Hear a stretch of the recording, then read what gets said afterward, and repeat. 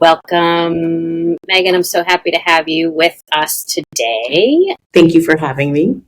It's great to be here with you. On this episode of 40 Days to 40, we're going to take a look at the first week of the 40 Days to 40 process. And you will probably recall, Megan, but for our viewers, during the first week, you started by identifying the areas of life where you were longing to make improvements, and then you really set the roadmap for some commitments that would guide you along the way.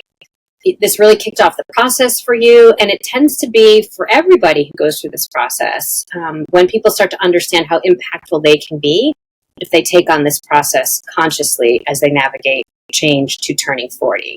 And so I'm joined today by Megan Cahill, in addition to being an amazing single mom by choice to Khalil, and she'll tell you lots about him later. Professionally, Megan is a career-long Montessori teacher. She's also a photographer and a wonderful friend, sister, and daughter, and she's an alum of the 40 Days to 40 process, having completed this, I think, exactly 5 years ago or so. Is that right, Megan? Yes, my birthday is July 11th. I just turned 45. Yay, happy birthday. So much to harvest from the last 5 years. Yeah, it's amazing when I sit back and look. I'm like, wow, I was busy.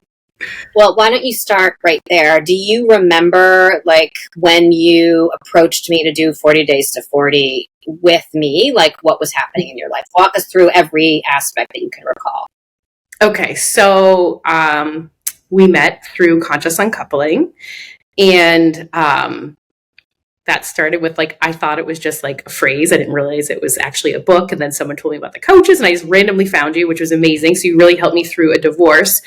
And then it was that work was really going, I feel well. And you were helping me kind of get help, set the trail for what I wanted my life to be, instead of just feeling I was feeling very sad and struggling.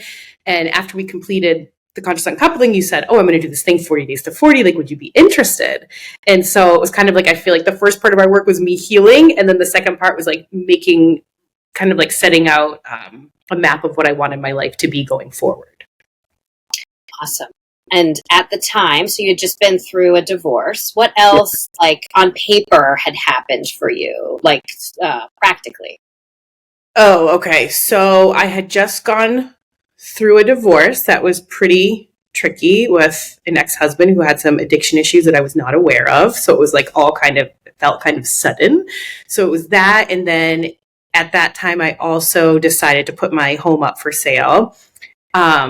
And when I was married, we were going to start doing some fostering. And that obviously didn't happen at that time, but I still did the course on my own after I was divorced. And then I met this little boy who I decided to adopt. So in that time frame, it was I was in the middle of figuring out, could I be a single mom? I have to move closer. I'm a teacher with my summers off. There was a lot that had to be planned and thought about. And so when you were doing this process with me, you were out of a marriage, you were out of a house, you were still in your career, but you were on summer vacation, and you were about to step into parenting for the first time, and single parenting with an adopted son. Yes, it was a lot. Yeah. Yes. And so I remember, I think I started working with you in June. So it was a lot of just trying to figure out what, and I felt 40 was a big number that a lot of times people think over the hill, or, it's almost it's all down from here, or society, I think, was telling me, or I was choosing to believe that I was supposed to be married or have a child or have a house and SUV. And I felt I didn't have all that. And so I feel my work with you helped me realize all because your path is different doesn't make it wrong. Mm-hmm. Awesome. So when we started, we did have that working experience together, as you mentioned. We had conscious uncoupling, and so you already kind of understood a lot about how I'd be working with you. But when we started the 40 Days to 40 process, now all of a sudden you're getting emails and worksheets and assignments every day. What was that like for you?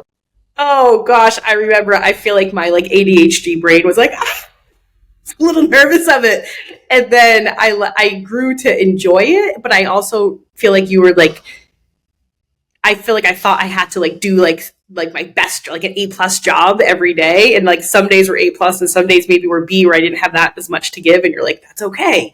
But it was interesting to have to do something every day, because it really made you accountable, and it made you stop and think, instead of sometimes when you work with someone, you have a week lapse. So the work was really rigorous, but helpful.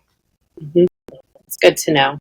And do you remember the first day that we started 40 Days to 40? I gave you a wheel, or no, I think it was a grid at the time. Okay. And I said, okay, Megan, here are like all of the areas of life that typically people, experience, things like possessions, travel, health, wellness, things like that. And I asked you to rank them. I'm going to share numbers in just a little bit, but before I do that, like, what was that process like for you? Do you remember? I remember it was kind of like, anyways, myself, like I'll think about my life, but then I'm not like actually like putting it on paper to actually see like what I think's working or what's not well. Like I just remember feeling like heavy weight of like things aren't going well. And so to look at, I remember like just like to actually have to like put a number to it, maybe actually then like confront things that I knew I wanted to work on. Mm-hmm. Yeah, that's great. That's exactly what it's designed to do. All right, I'm going to read them for you now, just, down the line. And then I'd love to hear you just reflect after, not after each individual one, but for any that stood out. So in physical health, wellness, and body, you rated yourself on a scale of 1 to 10, which is 10 being like the most amazing happiness in this area you can imagine, and 1 being it could not be worse. You rated this one a 2. Okay. Family, you rated an 8. Mm-hmm. Career, a 10. Home, you just wrote the word limbo. Romance, a 1. Okay. Friends, 9. Wealth, finances, 3. Self-expression, creativity, 5. Possessions, 9. And travel, 10. So like holistically, how does those land with you? Can you tell me why you gave those ratings at the time? Do you remember? Yes, well, it's interesting because like as your life shifts, they would change for different reasons. Like what family was to me then and what family is now is different. And can you ask me again what the question is? Yeah, no, for sure. So if you're thinking about those numbers now, looking back at your 40-year-old self, what strikes you about how you rated those areas of your life? It strikes me as like I've made a lot of growth in a lot of areas, and then there's some areas that like maybe they'll just always be low, and others that I would like to make go higher. Like like my physical health or whatever, it's like I am a healthy person. Do I wish that I like love to exercise and eat better? Yes, but I feel like I'm trying to like own that like this is just who I am. But then like my family now, like my family's very supportive to me and loving, but like truly my family of my son and I is like a 10 because it's just like the best life I could imagine. And then the home, we actually have moved 2 times since then. And I feel like I love where we live. It's a 10. And finances also, like, I feel like once I stopped worrying about them, they fell into place, which is now a 10. And although my job, COVID really did a job on that teaching, is probably more like a 2 now or 3, sadly, but it is what it is. And from that day, then we started looking at how we could start to identify how you were going to bring those lower numbers, 1s and 2s, up to a 10. And so I think it's the very next day in the process where I asked you a question like, what would make those lower numbers a 10? Mm-hmm. And you may not remember exactly what was happening. I don't. If something struck you right now in terms of like what at the time you would have longed for that would have made something a 10, anything that stands out? I wanted to be a mom like my entire life. Like I remember being little, my mom was like, go play outside. And I was like, I have to iron my dog clothes. Like it just was like deeply within me. And so I would say my family is like a 9.5. I would like to have a partner. I don't at this point. But yeah. And what's interesting is, again, because I have kind of the worksheets you submitted to me, it's interesting at the time, if we looked at what you wanted to focus on, it was more about your health and wellness than it was about becoming a mom. I remember talking with you a lot in the pre-adoption phase and the adoption phase, how important that was. But like when you started the 40 Days to 40 process, it was not a core central thing. You were like talking about, wellness, body, more than anything else. I think I thought I'm pretty positive. I thought, like, if I was skinnier, like, this would be my life. Or if I look this way. But really, what I learned is it's like how I feel inside. So I do believe prior to my work with you, like, if somebody was like, you are going to be a mom to a small child on your own who's a different race, like, I would be like, I can't do that. And so I think as my work with you, I unearthed of like who I actually truly was deep inside. So now I have the confidence to do things that I don't think I don't think I realized it. I think it was lack of confidence in hindsight. Yeah, amazing. Do you remember that I asked you to make a commitment to do something every single day that reminded you that you were in the 40 days to 40 process? My memory of past is terrible. No, I don't. I'm Okay, like, what did I do? you said that you are committed to my health and wellness. And then I asked you to drill down a little bit more on that. And you said, I'm committed to not eat sugar. So tell me what that was, why that was important to you at the time. Tell me, did you keep your commitment? And tell me, what did you learn about having a commitment that you aspired to keep every single day? All right, it was that, and it was no pad thai and no pizza, because I realized that those three things, if I was not feeling well, like happy and content, it was like, oh, I'll just get a candy or I'll just take myself out. And that was like a dopamine hit, but it was only like a quick one. Like it wasn't a long lasting one. And I think when I made that commitment to myself, but you were helping me stay accountable, I kept with it. And it was incredibly successful, because what I know to be true about myself is if I eat really well and I don't eat sugar, I feel like my disposition is like a next level of positive and goodness. So I think because I was like had someone else to help me be accountable, it was why I was able to do it. And I remember going to my 40th birthday party and like feeling just like badass. Like I just remember feeling amazing. And I think that was part of it. Mm-hmm. Did it help you to like anchor into that commitment every day? I mean, I know you had the worksheets and the emails every day kind of reminding you that you were in this process. So, but you had that, and then you had this commitment. And did that support you? Yes, because it was like life can get away from you. Like every day now, I'm like, I'm not going to eat that. And then all of a sudden someone's like, would you like this? I'm like, yeah. Like it's almost like not on your front, like the front of your mind. And so I remember I would wake up and I think you would send it at like the same time, if I remember correctly, I think in the morning. So it kind of like started your day, and it was like an affirmation that was personal to yourself. So it was like, it kind of helped me also like set my mind straight, because I still was at the tail end of the divorce, like working through a lot of feelings. So I felt like it helped like organize my day and like set my goals for myself. And it was something that I could do like for me. It wasn't like someone else like making me happy or visiting me or doing something. Like it was kind of like I was really in control of what the outcome could be. Yeah, and it's designed to be future oriented too. So like not just for someone coming out of a divorce, but for anyone kind of like in this process, so much of it is like looking ahead to your future self and then organizing your present day, right? Around like who you want to be in the future, as opposed to like ruminating or blaming yourself for things you didn't do in the past. We kind of like cut that off very early on in the process. I was very stuck. I was very stuck, I feel like, of just like, I hate to say it, kind of like, woe is me. Like that was like, you know, that was kind of like how I was feeling. And then I think through doing the work of 40 Days of 40, of having the messages every day, reading them, talking to you, it helped me be like, okay, like this is what's going to happen. And it was almost like, if you say it enough, it happens, and you believe it. Because I remember you being like, well, what are you looking forward to? And in my mind, I was like, nothing, And like when you helped switch my brain, it was like a whole new way of living that I think that when I look back over the last 5 years, like it transformed who I am. Like I can't imagine who I would be right now without it. Well, so much of the process is, and everybody, I mean, especially women, as they approach 40, they feel like time is up. And if they didn't do something by the time they turn 40, that's it. They have to live the rest of their life for woe is me, this small little thing. And so what I really wanted to do when I designed the process, and certainly you are living proof of it, is like, well, let's unhook ourselves from those like past beliefs.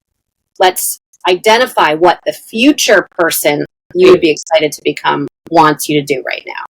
Yeah, and life is like a journey. Like I feel like that's the largest part I've like learned through all of this work is it's not like the end result or what someone else's result is. Like if you really look at life as a journey, it's just a different mindset where I think I was thinking of like what was next. Like I kept thinking like I had to like almost be like my sisters, and it's like that's right for them, but it just wasn't right for me. But when I finally like allowed myself to be me, it's when I feel like I flourished the most. Amazing. And I asked you in that first week, I said, okay, let's do a like imaginary exercise where you think about waking up on your 40th birthday. It was like, you know, probably 37 days away or something at this point. And how do you want to feel? It wasn't like, who do you want to be? It was like, how do you want to feel? Which is a very slight shift in how the question's asked. And do you remember anything about how you wanted to feel? I feel like I remember being like, I want to see the world in like rose colored glasses again. Like I wanted to feel light and airy and like hopeful and excited. I didn't want to feel like, you know, I wanted to feel like anything's possible. And I actually remember that day because you taught me to plan my birthdays. And since then I've planned every one of my birthdays. And it's the best idea. I feel like everyone should. Did you wake up on that day feeling like you saw things through rose-colored glasses? Yes. And you actually sent me a pair, and they're still like, I was at the Cape visiting family, and they're still there, like on like the little dresser, and they always make me smile. I don't remember necessarily how I feel, but I remembered what I did that day. And so I guess I just remember feeling very empowered because, I don't know if I can tell you that. Can I jump ahead of that day of what happened? I remember about the no sugar, and I had this favorite place in Cape Cod called the Knob. And it's like you walk this little trail, and then you get to the top, and it's like this beautiful opening of the ocean. So I brought like a small bag of cookies, and I crushed them up, and it was like ashes, and I like threw them in the wind because it was kind of like this like, I don't know, it was like my own way of like letting go of like, I don't need to eat a sweet to feel good. Like me having control of myself is what felt good. Oh, I love that.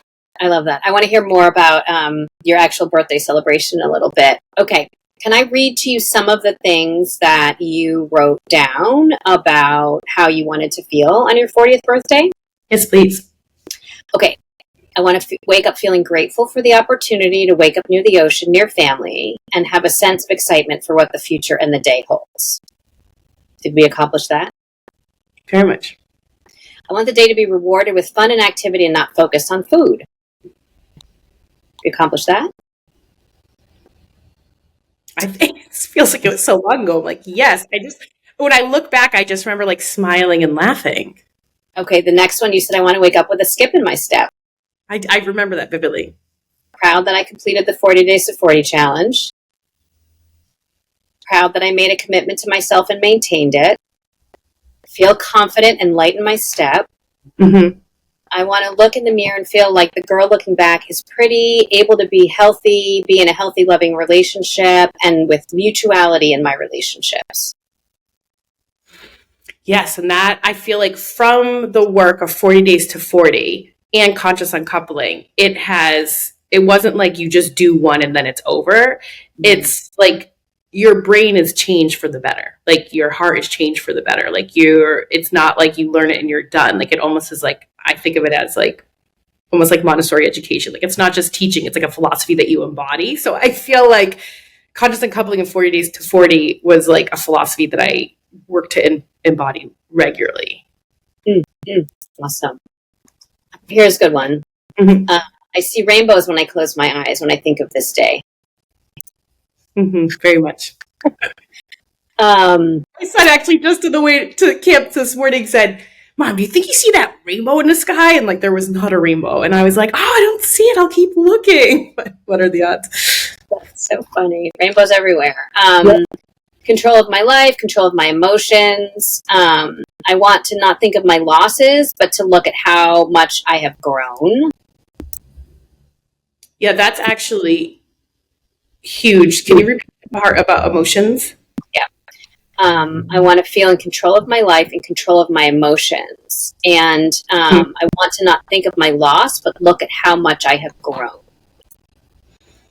That like took a lot. Like if somebody said, "Oh, this is going to happen to you," I remember being like, "Okay, Juliana," and I'd like have a Post-it note up on my mirror, like a self affirmation that we talked about. And but I feel like for so long, I am an emotional person, but my emotions would kind of guide me. And then one thing that I learned from my work was like to have grace for yourself. And you once told me like if you stand in your own true core values, like nobody can knock you over, because I for so long kind of allowed other things and people to knock me over. But I realized as I became more confident in myself, like anybody can say anything they want, but I don't have to choose to accept it, or like I don't have to believe them or I have to be affected by it. So I felt like that was huge. And then to look back and, you know, now as like so much dust has settled, like each part of your life, I think helps form you of who you are. And it's like you could take that and see like, oh, this happened, or you could look at the other side of like, this happened, it was hard, and I grew from it. Which I feel like that to me was the best part, was able to stop and reflect. I mean, in no way should I be a victim for anything in my life. But it's all relative, because to me it felt hard. Yeah. Right. And you were still growing into that person you had decided you wanted to become. Yes, and it actually just makes me wonder, like, if I had done this work so much earlier in life, sometimes, like, oh, like, what would be different? And then I'm just trying to honor that. Like, I'm glad that I did the work when I did. Like, maybe that was just the time. Yeah. So tell us a little bit about Khalil. Because, you know, we've mentioned him a few times, and we know that this was something that you felt very committed to doing, becoming a parent. Mm-hmm. And then as a result of the 40 days to 40 process, not just, but like right after it, this happened. How did you make the decision? Happened. Yeah. Like so much happened.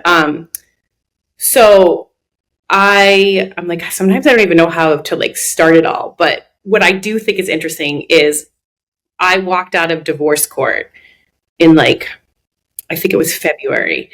And there was a call from DCF being like, can you take this little boy Khalil for a weekend? And I was like, sure. And I was like, what are the odds? You know, great. And then he kept coming back to me for like holidays, like his foster parents, like, I think weren't really into holidays or whatever. And I know that I love them. So he like came for Easter, and then he kept coming like all of these different weekends. And then his goal had switched to adoption. And so I remember thinking like, oh my gosh, like I've always wanted to be a mom. This like boy is in need of a family. Like, could this actually happen? And so I remember thinking about this, and his foster mother needed like surgery. So I think the month of August, I was like, how about I take him for the month? And then like, that will be like my 100% deciding. But I also knew if I decided to adopt him, like I was like an hour ride to work because of traffic, that I was like, I would have to sync up my life. So during that process, I sold my house. We were living in limbo. And then when I took Khalil for that month of August, it was just like, I just was like, there's no way how I can't do this. Because I thought your life had to be so organized to have a child. But I was like, he just became like almost like an extension of my body. And I was like, I can do this. So I think I ended up buying like a place in like early November, and his foster mother was willing to keep him until I got settled. And then we started our life together. And I can't even like fathom it without him. Amazing. And he's how old now? He's 6.5. Oh my gosh, he was the spiciest little thing going. Oh my goodness. You would like take him into a store and he'd want chips and he would just like flail and slap you. And you were like, oh, like we're never leaving the house again. This is our life. We just will never leave. And yes, so and now he's wonderful. That's amazing. Back in the first week of 40 days to 40, I asked you to write a commitment or an intention that was going to guide you through the rest of the process. So not only did you have the accountability of getting my worksheets every day, and you had made this commitment to yourself to not eat sugar, I asked you then to kind of like craft an intention that spoke to everything that was strong about you and that was the woman you were becoming. And You wrote, I am brave, strong, and I exhibit grace. And I'm just wondering if you use that like as a screensaver or as a post-it note. We talked about like All tattoos. of it. Okay, well, tell me, how did you use that during the process? I still use it all the time. I'm always like, because from being an emotional person for so long, like when we really unearthed like what grace was or what it meant to me and like working with you, it was like you're just kind of like you can take what happens and like you can be calm and center yourself. And when you're doing that, like you have to stand up against things, that you have to be brave, and you have to be strong. And I feel like with all of that, I feel like I embodied it like so much that that's why I felt like I could, you know, adopt my son and live this life and be strong. And I feel like it served me, because I don't think if I had done that work and really believe that raising a child of, raising a Black son as a white mom, like I have to be brave and strong and have grace more than I've ever had to in my entire life. So I feel like if I didn't have that like embedded in my mind, I don't think I would be able to do what I'm doing now. And tell me what else has become possible because of 40 Days to 40. Like, it's years ago, right? And you've built all of these foundational things in your life and made lots of changes. But, like, what could not have been possible had you not done this? All of it, I think. I think so much of like, I bought a home in Arlington, and then I was like, this isn't the right spot for us. And then I like was brave and got us a rental for like 2 months while I found us a place in Cambridge, which I'm convinced is like the right place to raise a family, because I feel like I became more strong of like who I am as a person and what I believe that my family needs to thrive. I was in a relationship for a period of time, like when I first met Khalil. When he first moved in with me, I had gone on a date like a few weeks prior, because I thought I'll never be able to date again. I should do this. And who's become this, like, we're no longer together, but this amazing human in my life. And I feel like through 40 Days to 40, and again, I keep saying through conscious uncoupling, the two of them, like, it taught me that like life doesn't have to be traditional. So like, yes, we have this best family friend who, is this 47-year-old man who is like a family member to us. And like, I think in the past, I would have thought like that was then you broke up, you go your separate ways. And it just taught me that like untraditional can be your version of traditional. And that's okay. And like celebrate it and own it. Mm-hmm. And be all those things, like be brave, be graceful, have grace. What was the other one? Confidence. Yes. Because I feel like if you're confident, people are like, I don't understand. But I realize when you're confident, people don't question you as much. Mm-hmm. So like when my confidence was waving, people would maybe be like, what are you doing? Are you sure? But if you just say it, they're like, oh, okay. Mm-hmm. And what would you say to somebody who is either 39 and approaching 40, or maybe they're 40 right now and feeling kind of blah about it? Like, you happen to have done the 40 Days to 40 process exactly at the right time, because that's the way you are, Megan. Like, you do those things with like a lot of integrity, but sometimes people don't find this process. So what would you say to anyone considering doing this process? First of all, I don't think it matters what age you are. Like, you can be 50 days, 50, 30 days to 30. I don't care what age you are. But I just think to invest in like yourself, in your mind, and with coaching, I feel like it's very different than therapy. It like helps you see who you truly are and who you want to be. And you really can create the life that like you want. And again, like even if it's not like the same trajectory of somebody else, just do it, because I don't know, like I don't think I ever realized like from when I started it into where I am 5 years later that like life could be this good. And there's still pieces, like I wish I had a partner, but I'm like, okay, in the scheme of life, like let's simmer down, Well, and it can happen still. It's also not like once you finish the 40 Days to 40 process, once you're fully baked, right? You stop and you're like, okay, good. Yeah, I think we actually called that, you and I had a term for it. I'm calling it like a tune-up, but it's not a tune-up. But you know what I mean? It's kind of like when you're working with somebody and then like anything, you slip back into your own way. So I think like what I've learned for myself is like I do best from coaching, from working with someone to help me bring out like my best self. Because a lot of people, like friends and family, they know you of like who you were. And so, and a lot of people I don't think are evolving as much and like doing the work or not prioritizing it. So I say take the time, believe in yourself, because you can make anything happen. Mm. Is there anything else you'd like to share about your process or about 40 Days to 40?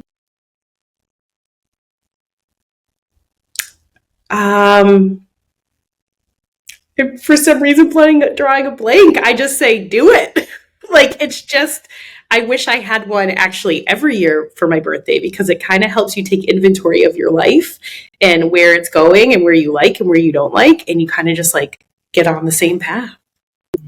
That's great. Thank you so much for being with us. Thank you. It's been great to be here with you, the amazing Megan Cahill, and to hear how you really took on turning 40 at this time where like so much had fallen away in your life, but you decided to step in with commitment and focus on the future and create a life that was uniquely you. So appreciate you sharing your stories with us. And on the next episode, we will talk to another 40 Days to 40 alum about how she took the next steps in starting to make the commitments to set up the rest of her process. So until then, we look forward to being with you next time. Thank you. Bye, Megan. Bye.